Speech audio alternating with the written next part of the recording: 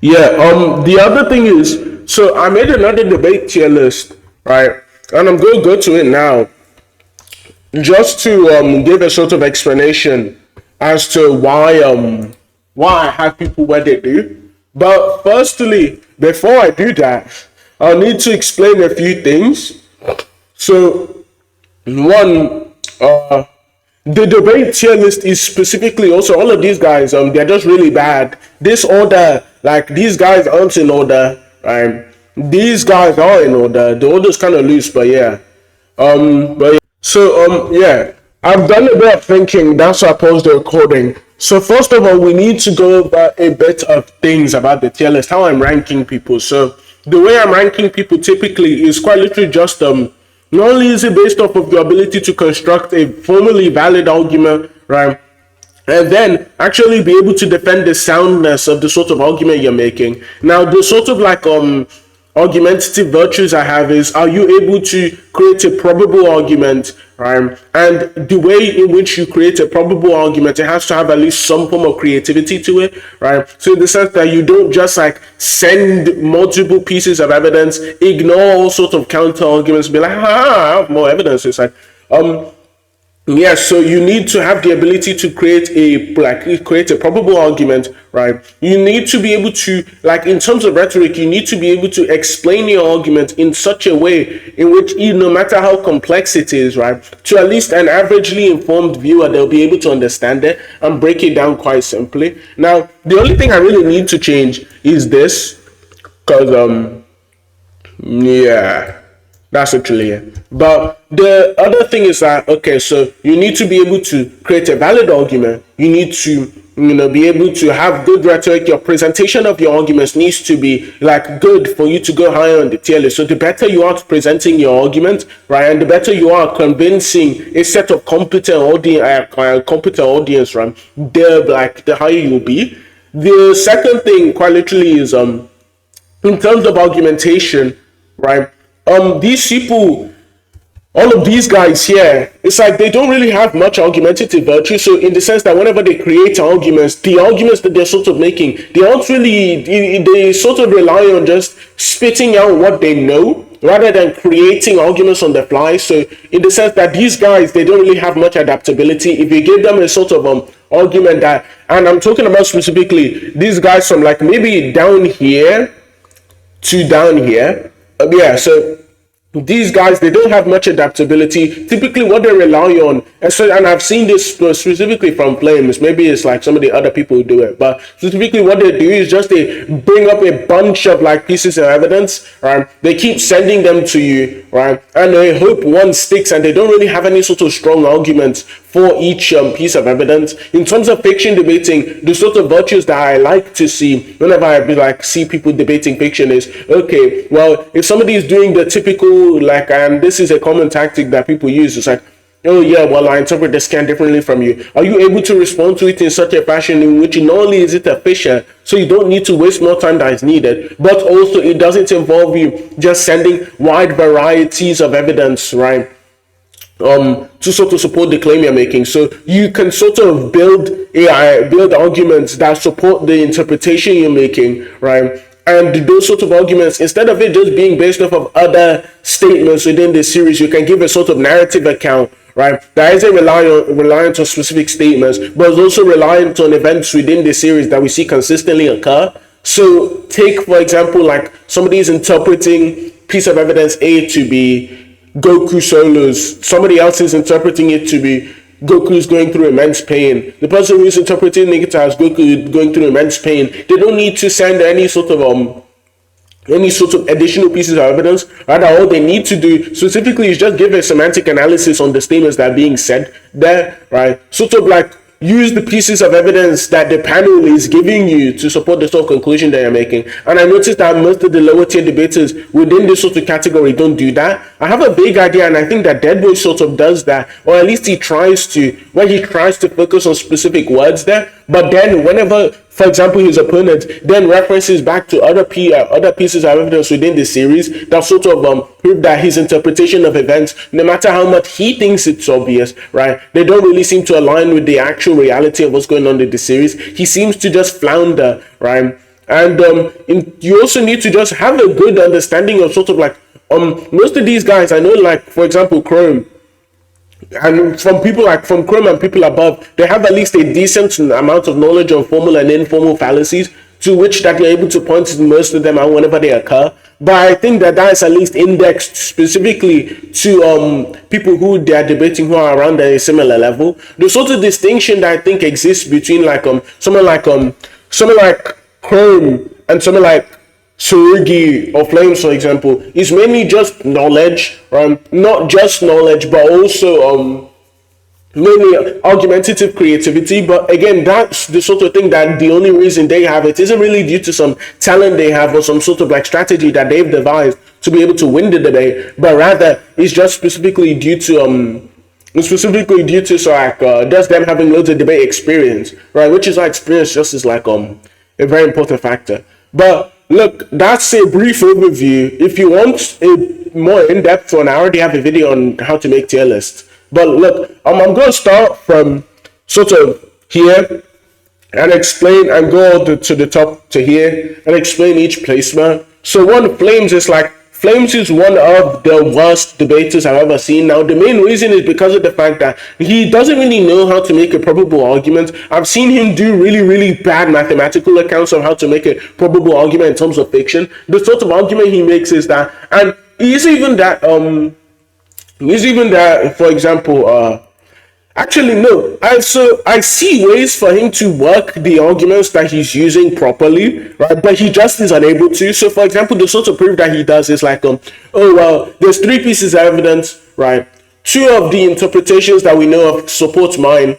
1 of them support yours, right? Therefore, all things being equal, my interpretation is more probable. But the sort of issue he has is that he's actually unable to explain why his interpretation is more probable. So, again, to help him out, maybe if he's watching the video, the sort of thing you need to do at least, and it'll work against like really bad people. It's like, okay, well, look, these the thing that would typically lead credence towards an interpretation 1 over interpretation 2 is either A, the external pieces of evidence in which raise the probability of interpretation 1, right, over interpretation 2, or B, there's some form of like after analyzing the semantics of the statement, right, we can see that there's good evidence, right? At least there's good evidence that like this is how people usually use the term, right? So these are the 2 main things that would really increase the probability of a given interpretation. Now, if neither of those things, at least from his knowledge, are present, then the like most likely thing to say is that they will just be equal in terms of like in terms of how probable they are, right? And like the other one would be like there could be a third one which is explanatory power. So which interpretation accounts for like, at least this is how he uses it, I think. It's like which interpretation accounts for all of the given pieces of evidence the best, and best is just indexed to like which one is the most parsimonious, right? And it's like using that sort of strategy, the sort of probability arguments that he makes could just be drastically improved, right? However, he just doesn't do that. I don't know why. You'd expect him to, but he just doesn't do that, right? So again, there's that. The other thing is that he's really lacking in knowledge. So because of the fact that he's lacking in knowledge, right, he's obviously going to lose out to multiple people below him. The other person above him is Alcana. Well, he's like a flat all-rounder. So when I say a flat all-rounder, I mean he's like a low tier all-rounder in the sense that compared to any of the other people above him, right, he is sort of bad at everything, right? So since he's bad at everything, he'll beat somebody who's like really like, and he's bad at everything, but not really bad at everything. Well, Flames, for example, he's really bad at least 1 or 2 things, right? Which would be, you could say, his knowledge and his argumentation, right? Which are really important, which would cause him to lose out to somebody like Okano. The other person is Tsurugi. Now, maybe I'm underrating Tsurugi a bit. Tsurugi seems to know a lot about One Piece, quote unquote, right? But it's sort of like the competition he has to face are really low, so that doesn't really lend any credence to him being much higher, right? Additionally, so you could hypothetically argue that he's much higher, right? Again, seeing as maybe he beat Getojin, right, on One Piece, it's like, okay, well, who's Getojin be on One Piece, right? But he doesn't really have much argumentative virtues. The thing that seems to be allowing him to be all of the people that he does, that he is able to, is simply just from his knowledge, right? And again, it's like, against Dead Boy, for example, I don't think his knowledge, right, is much better than Dead Boy's. Now, Dead Boy, as we move up on the tier list, right? Also, let me fix this. So, there. Nope. I'll explain this for a second, but actually, after recent developments, he's here now. Let me explain why. Now, I know I'm not supposed to be linking recordings from that specific server, but again, what I can do is talk about events that happened in the server. So, Spaz target in, nobody knows who he is, and that's fine, but I'm just going to touch on him anyway, and it'll be brief. So, he lost to Senju. Senju is like the definition of incompetence, right? And that's literally all you need to know. So, and the main reason he lost to Senju is because Senju is just being aggressive, and Senju is just like, and aggressive in the sense that not that he's yelling at him, but he's sort of forcing the issue. And when I say forcing the issue, I mean that he's forcing him onto sort of weaker, more foundational claims that Spaz was making. And the sort of foundational claims that Spaz was making, right, they seem to be the crux of his entire argument. So, in reality, they were talking about whether or not Jiraiya knows how strong Kakashi is, right? We know the anime stuff, but like they're talking about that, right? And then what's it called? Spaz thought that he gave a sufficient reason. Flames, Senju sort of forced the issue and gave like multiple analogies explaining why he could know at least a vague level at how strong Kakashi is, right? But never like precisely where he is. And also, I'm pretty sure he mentioned how like Kid Sasuke was a Jonin too, so so he could just be the strongest Jonin as a kid. It's a really stupid argument. I don't know, like much people would really lose to that, but Spaz did, But hey, yeah. I just realized that this entire tier will be really boring to talk about. It's like, I've talked about this guy long enough. Like, this guy, I've talked about him way long enough, right? I don't think I need to say much more about him, right? But aside from that, we're just gonna move to the interesting people. So D1, people really, really, really underrate D1. I don't know why they particularly underrate D1. But they do anyway. So again, D1 just has, so he's really, really strong rhetorically in the sense that at least compared to the people below him. So he's strong, he's strong rhetorically. He's able to force an issue. So he knows when to be skeptical and when not to be. So again, when it comes to Demon Slayer, D1 is like one of the more knowledgeable people on like more knowledgeable people on Demon Slayer, right? So since he is more knowledgeable on Demon Slayer, right, it allows him to just like sort of just beat down his opponent using knowledge, right? And if he isn't beating down his opponent using knowledge, then all he's doing is just sort of like argumentatively gapping them. He's pointing out the fact that they're begging the question most of the time in which they're engaging with each other, right? And aside from that, the more interesting stuff is I always see people asking me why is Chrome below Tone. It's like, well, Tone is cold. He beat Gias, like, and fucking Chrome's never beat Gias. Now, people like to say Gias is good, so this is the sort of motivation that I give to people who think Gias is good. So Tone beat Gias, right? And Tone also really beat up really badly D1. I'm pretty sure on at least one occasion. And it's like, I don't think Chrome would beat D1 really badly, right? I'm skipping some irrelevant people that I don't care to talk about, right? Zizo, well, that guy just sucks, bro. I'm joking, I'm trolling, but Zizo isn't even that bad, really. So the whole reason I don't think Zizo is very good is, one, he just doesn't know a lot about anything, right? So because of the fact that he doesn't, at least when he isn't like JJK, so because he doesn't know a lot about anything, it causes him to just go out, say really stupid stuff, and then everyone gets to laugh at him, right? So again, because of that, it's more so a knowledge thing, and knowledge is the sort of thing that holds him back from being much higher. The other thing is that he's just really, really bad on the rhetoric aspect. And the reason why I say he's so bad on the rhetoric aspect is because of the fact that like the sort of arguments he makes, no matter how simple they are, you notice that he sort of spams words like right. And the reason being is because he's unable to actually coherently explain the sort of argument that he's trying to present to the audience, right? And you see, now I've got a little bit of Zizo in me, but he's unable to explain the sort of arguments that he's making to the audience in a coherent manner, right? And in a simple manner as well. So it causes him to lose out compared to the other people who are much higher than them, right? Oh my God. much higher than him. But yeah. I don't think I need to talk about Infinity. I'm not talking about any of these guys, but who I can talk about is Godly. So look, Godly is he's a character. So the sort of feats that he has, quote unquote, is he supposedly beat Cynthia. Like, let's get that out of the way already. He didn't beat Cynthia, right? So we're going to move on from that. We're going to bury the hatchet there. He didn't beat Cynthia. But the other more plausible things that he's done is like he sort of has a really decent performance against Bubbles. He has a really decent sort of like he has these consistent decent performances, right? And yeah, he doesn't really excel in much, really. So again, the sort of thing that people would say, oh well, Godly is the best in is his ability to track an argument, and it's like, okay, well, what does that really mean? Like, do you just mean he's able to like who's he really tracking arguments against? It's like being able to track an argument really well just means that like you're sort of able to point out or able to at least realize the sort of entailments that your opponent's argument has before they're able to, right? Which allows you to conjure a counter argument which defeats the opponent's argument, right? And before the opponent is able to actually think of a response. And it's like if that's the sort of standard you're going under, then he doesn't really do that well at all, right? So look at his debate against,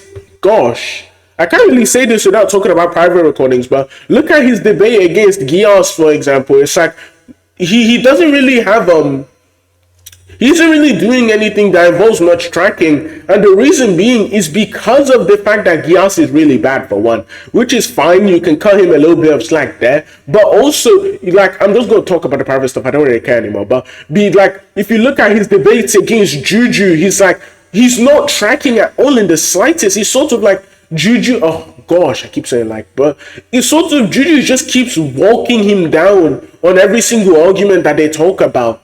So since he is walking him down on every single thing that they're talking about, it sort of like oh, wow.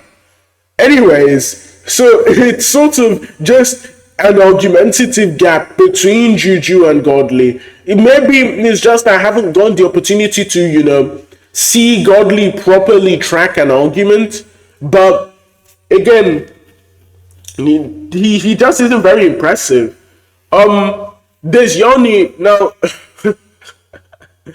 Oh, I have a lot to say about Yanni. Look, Yanni is the sort of prince who who never became king type character, bro. Like,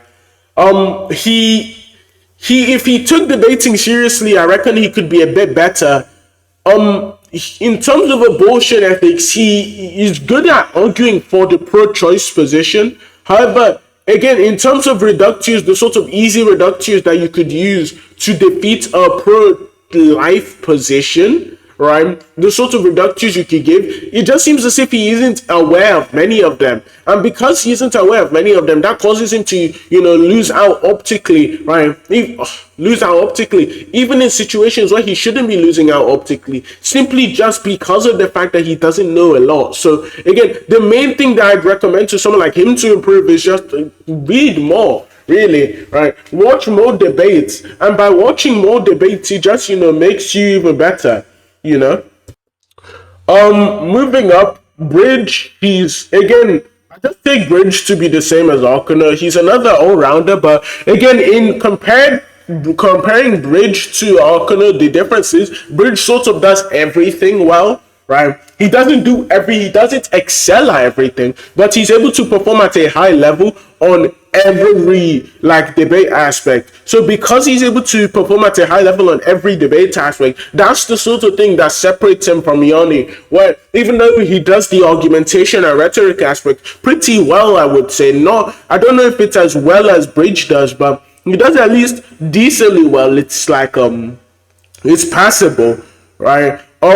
In compared to Bridge sort of has the rhetoric over him.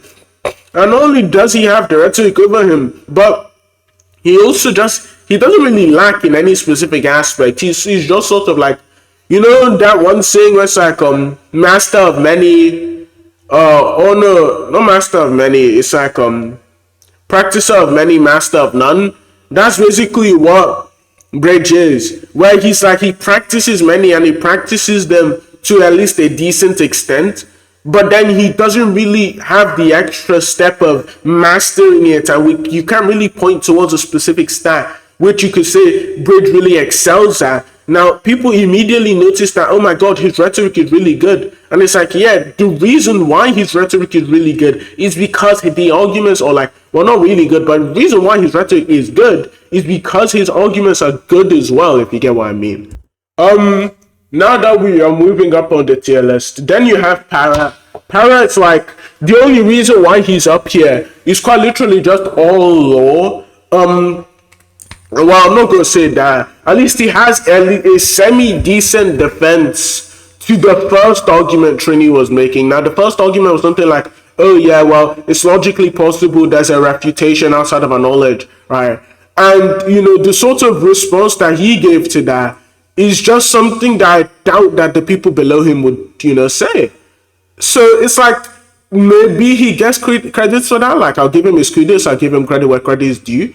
But overall, he just did really badly, especially when he said knowledge is the act of knowing. So again, it makes me sort of convinced that I should put him way lower than I have him, right? But it's like, you know, at least the only reason why he's up there is so people don't think that I hate every single old gen debater. But really, Para has no reason to be that high, if you get what I mean. He also has like a sort of performance against Trini when they're talking about if Naruto was an underdog, but it's like, okay, haha, you beat Trini on if Naruto's an underdog, maybe. Like, cool. Nah, that doesn't really get you anywhere, but okay. But, same with Insync. Insync is just really bad. Like, there's not much, you know, he's one of those people where it's like, okay, well, he isn't really bad, but he's really bad, if you get what I mean. So, like, he'll say some really stupid stuff, but it's like, is he really saying as many stupid stuff as Para is? No, he's probably a little bit smarter than him. Trini should be lower than Insync in all reality. Like, Insync's sort of defense for the PSR is something more complicated than anything Trini has ever argued since he was born. So he gets his credit there. Yeah, so all of the other people who are above, so you have like Seth overall, he's just really argumentatively strong compared to all of the people below him. So if you look at somebody like Insync, you notice that Insync really, the sort of arguments he's making are mediocre all around. He isn't like he really excels in much. But if you look at Seth debating fiction, or even whenever he steps his toe into philosophy, even if he is really bad at it, right? At least it's the sort of thing where you can say, okay, well, Seth on fiction is bad, Seth on IRL is bad, but he wouldn't be as IRL, you know, or he wouldn't be as bad as if Insync debated fiction. You know what I mean?